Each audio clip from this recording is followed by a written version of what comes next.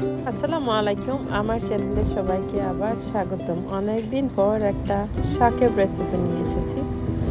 এটা যাকে বলে বাংলাদেশে নুনতা শাক, ওটারই একটা রেসিপি। আমি নিজেও জানতাম না, যে কোনো একজনের কাছ থেকে শিখে রেসিপিটা নিয়েছি।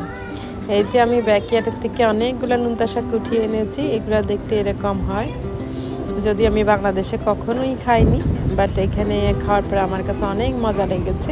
এটা সেকেন্ড টাইম রান্না করছি আমি, যার জন্য এটা শেয়ার করছি। প্রথমে আমি তেল দিয়েছি একটা কড়াইতে, এরপরে পেঁয়াজ কুচি, রসুন কুচি আর শুকনো মরিচ দিলাম।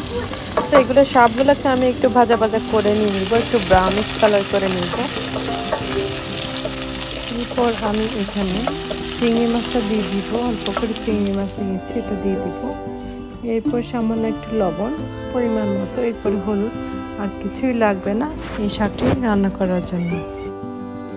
সো এটা যখন একটু ভাজা ভাজা হয়ে যাবে, এরপরে আমি শাকটা দিয়ে 10 মিনিটের জন্য কভার করে দেব।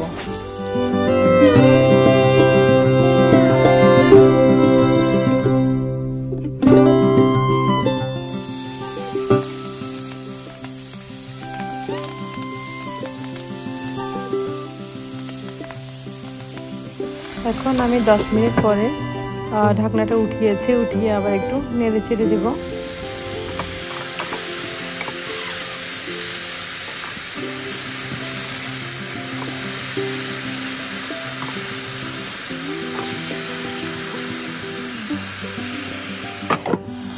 এরপরে আমি আবার 10 মিনিট পরে যখন উঠিয়েছি, শাকটা ঠিক এরকমই হয়েছে, ভাজা ভাজা।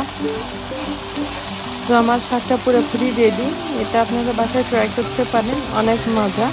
আর সাদা ভাত দিয়ে কাঁচামরিচ দিয়ে খেতে কিন্তু অসাধারণ লাগে শাকটা। অবশ্যই বাসায় ট্রাই করবেন। আমার রান্না যদি ভালো লাগে আমাকে লাইক, শেয়ার অ্যান্ড কমেন্ট করতে ভুলবেন না। আল্লাহ হাফেজ। নতুন কোনো রেসিপি নিয়ে আবার আসবো। আসসালামু আলাইকুম।